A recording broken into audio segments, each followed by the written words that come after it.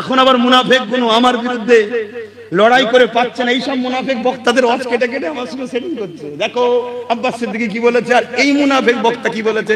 এই বক্তা বলছে কে জান্নাতি কে জাহান্নামী বলা যাবে না, আব্বাস সিদ্দিকী বলে দিয়েছে জাহান্নামী আর কুকুর। তোর মৌলী সাহেব ঠিক আছে কি দেখ, তোর মৌলী সাহেব ইহুদিদের চর নয় তো, তুই যা সাহারা লিখছিস সে এক জাহান্নামের কুকুর নয় তো। কথা বুঝছেন না, বোঝেন না? এত বড় স্পর্ধালে বলে যাচ্ছি, এত বড় তাকত দিয়ে বলে যাচ্ছি। কারো যদি ডিস্টার্ব হয়, অসুবিধা হয়, ভাড়াটিয়া টাটুলিয়ায় ব্রিগেডের ময়দানে পুরো বাংলার মানুষ আসবে।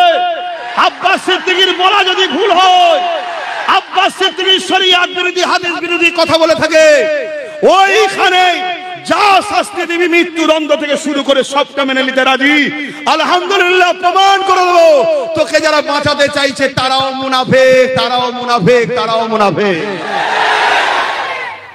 আমার রসুলের যে নয় সে আবার কি?